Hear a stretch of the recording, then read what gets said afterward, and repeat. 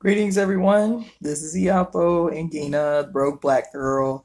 So I decided to do a short live uh, presentation, I guess, not even, just a check-in.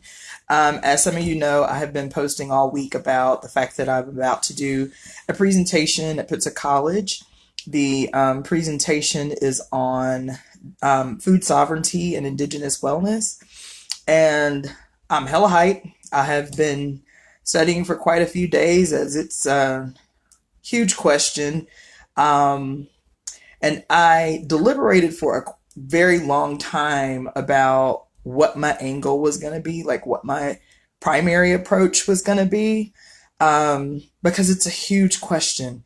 And it's not separate from the question of total sovereignty and what constitutes sovereignty, how to achieve sovereignty within the colonial context, how do we create political space for ourselves and attempt to solve our own problems while still living in the context of an imperialist world system and an imperialist nation. So when I got approached about doing the presentation by some of the students at the school, my knee-jerk response was like, hell yeah, I'm with it. And the more I got quiet to really kind of analyze what my approach was going to be, like what points I was going to focus on the most, even as I began to narrow the discussion, I was like, this is gonna this is gonna be too much to cover in an hour. But it's really exciting still. I've watched a lot of documentaries that I haven't seen in a long time. I watched The World According to Monsanto last night and just forgot how malicious and vindictive and straight up evil this corporation is, but not just this corporation.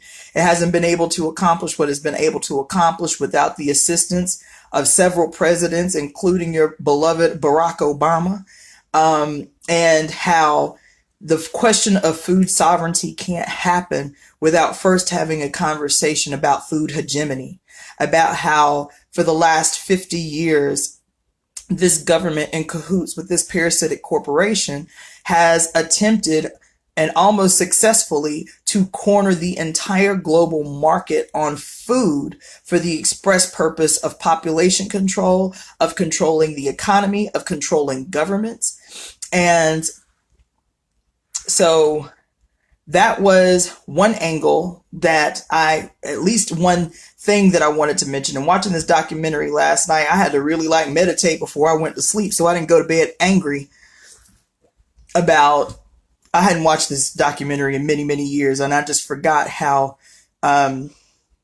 just how utterly disgusting and deeply insidious what we're confronted with is. And as colonized people, we have a bad habit of turning in on ourselves.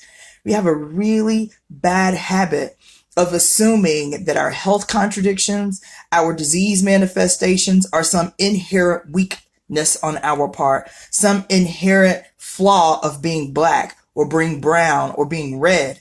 And we completely let those criminals off the hook who have been working for a very long time to create the conditions that most of us are confronted with. Shortened life expectancies, a massive increase in the instances of cancer and what would otherwise be healthy people, birth defects, the lowering of sperm counts, the lowering of birth weights, the increase of birth defects. All of this has everything to do with the question of food sovereignty and food hegemony. And so that in and of itself, just that one question, food hegemony versus food sovereignty, could be a whole 4-hour lecture. Then I wanted to talk about the history of women and their extraordinarily integral role in the formation of food culture and food tradition. That everything that we understand as food culture and food tradition has a woman's stamp on it, has a woman's fingerprint on it, has a woman's DNA in it. From the very, thinking about today, the fact that so many foods that we call Southern foods or Black foods or soul foods um, changed the food tradition in the Western Hemisphere out of pure survival and necessity. Black women not knowing where the hell they were going, not knowing what kind of foods were going to be available to them, said, look, what we're going to have to do is we're going to have to secure some food for ourselves because we don't know where these white people taking us. So hold on, baby. Let me braid some rice into your hair, some seeds into your hair, some grains into your hair so that we can ensure our survival at the other end of what was going to be this 400-year atrocity against Africans. Just that simple foresight in and of itself at the wisdom of women changed the entire food tradition in the Western Hemisphere. So that was one thing, was the fact that now we can recognize the history of the influence of women, indigenous women globally, and them being primarily responsible for agriculture, for domestication, and all of these things that we just kind of almost happenstance attribute to men. But these things came out of the necessity of the maintenance of life. Those things are always secured by women. And so looking at that, and then looking how the food traditions has changed in this country, looking at how food traditions have changed around the entire planet, especially with globalization and modernization, how now the food culture is primarily centered around our ability or inability to get to a supermarket. So it has taken the power over our food away from us. And so what role do women play today in regaining control, regaining power over the food, regaining food hegemony over the production of food, over the culture of food, and establishing new traditions of food that are, one, rebellious and revolutionary in nature, because by virtue of women seizing ownership and control of this particular area of production, is an automatic and direct challenge against the hegemony. It is a direct challenge against the state's control of the food, against corporations and mega corporations' control over the food. How do we now say that women have to play the greatest role in reclaiming hegemony over food and food production in a way that benefits the whole of humanity? 71%, according to CNN, 71% of people on the entire planet, there's 7 billion people on the planet, 71% live off less than $10 a day, right? There's a whole bunch of contradictions where that's concerned too. But okay, let's say that's the case. 71% and 84% of them are women and children. So the ties have been completely flipped upside down. Under patriarchy, starvation, a complete imbalance in wealth distribution, the ability to have the fundamental human rights of food, clothing, shelter are not allowed and not allotted to human beings, solely from this one thing called patriarchy and its impact on every man, woman, and child on the damn planet.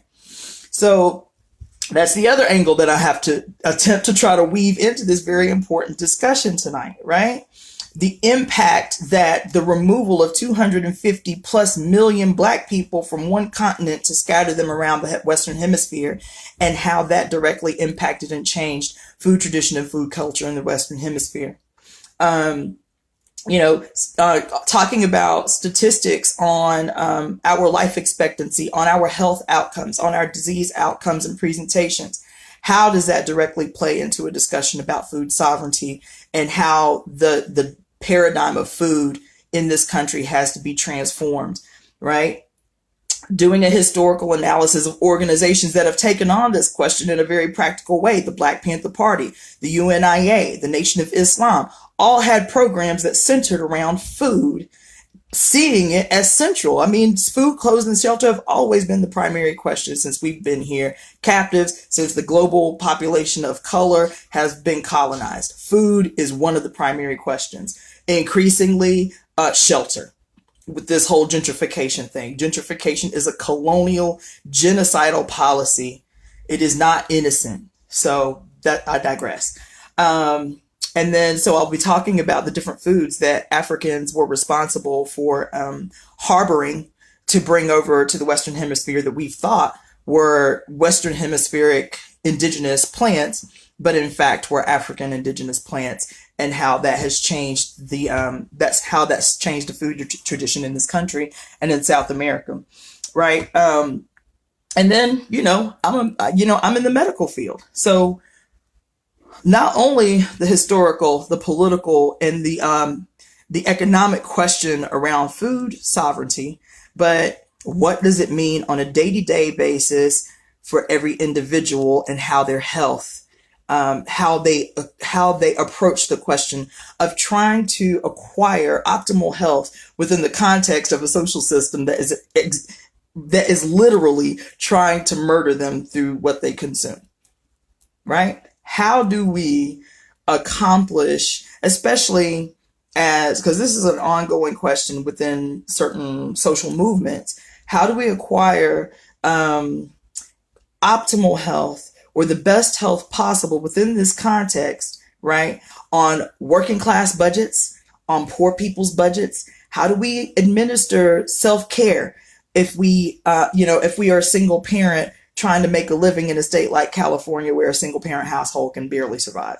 What are the day-to-day things that we can do, even as this society is crooked and decadent and backwards as it is, that the foods that grow naturally are the most expensive, deliberately trying to preserve the lives of the affluent at the expense of the poor and working class? How do we navigate around these dynamics in a way that can prolong our lives and strengthen ourselves and strengthen our resolves while we make a struggle against the institution itself?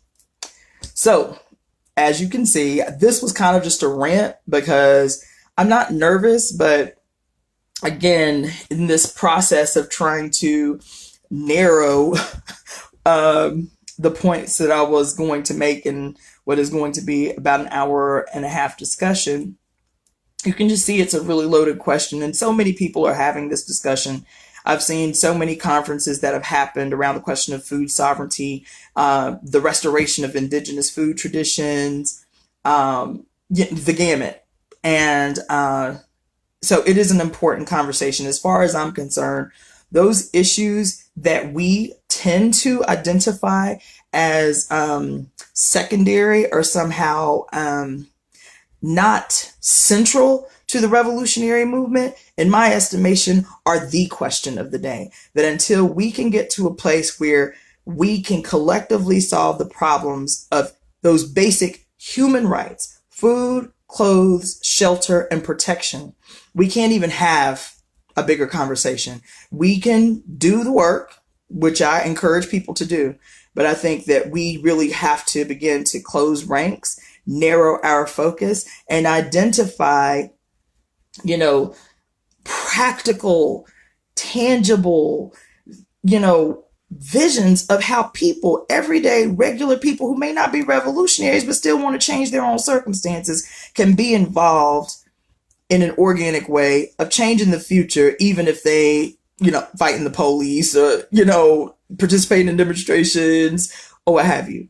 And I think there's an element of that we've missed a lot. It's like we focus on the extremes without making the revolutionary movement something that is practical and tangible, and that everybody sees a way that they can participate in. And I think that is what, to me, is exciting about the movement. It's what's exciting about the period. And I think it's what the period is calling on us, so-called, self-proclaimed revolutionaries. This is what the period calls on us to do, is to really understand how to be more finesseful in handling our people, and addressing our people, and talking to our people, and transferring skills. Stop hogging skills. The rapid reproduction of our skills in others is what's going to rapidly transform our entire society. Stop hogging skills. If you didn't have the luxury of going to school, going to college, acquiring some skills, acquiring some information, it is your responsibility to hand them skills off to people who have not been afforded the same opportunity. You know what I'm saying? That if you want to change the world, you have to start with your block. You have to start with your family. You have to start with your community, your immediate community, your neighborhood, and transfer skills that can really turn into something tangible, visible, because that's what the movement is missing. Everybody's got a cause, right? And those causes are really, you know, legitimate causes. Everybody's got a cause, but everybody doesn't present a vision of the future, right? Nobody joins the movement. Nobody, quote, becomes conscious for their lives to be worse, to be unhappy because they're confronted with all things bad, all things negative. The system's fucked up. The people are fucked up. Everything's fucked up. You know, don't nobody join the movement to be miserable, to be down, to be confronted with all things bad. And at the end of the day, if people are poor, working class, black, brown, red, or yellow, they know what the problem is. They do not need constant daily reiteration by, you know, self-proclaimed revolutionaries to tell them how bad shit is. What they need from us, they need an analysis, and they need a clear vision of what the world will look like when we win. That's it. They do not need us lamenting all day, every day about how bad things are. They live this life. They live this experience. They know how bad things are. What they need from those of us who claim to have acquired some kind of enlightenment, some kind of elevation in our understanding of the world, what they need from us is to be cheerleaders. That's the work. What they need from us is encouragement. What they need from us is a vision. Yes, this is what's happening in the school system. This is how we're going to fix it. Period. This is what it's going to look like when we own, run, and control it. Period. Period. You know, I've been doing this work a long time, 20 years or more.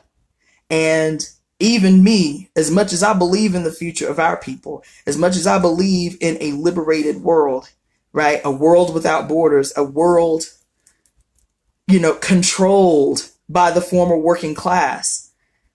As much as I believe in it, even I can get demoralized going to some of these events and hearing people, you know, leading conversations like they don't believe what they're saying.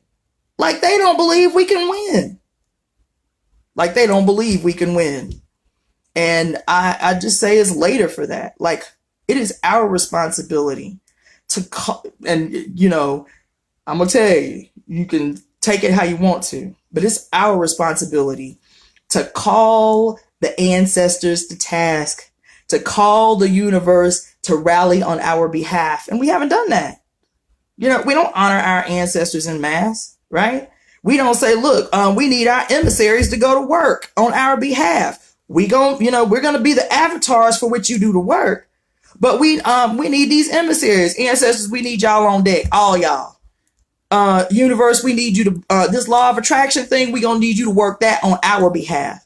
But the energy that we give out has to be that of hope, has to be that of certainty in our victory, certainty of our victory. When we believe we going to win, then we can give the people a vision of the future. When we don't believe we can win, all we can do is lament about how bad things are. That's the difference. That's the call.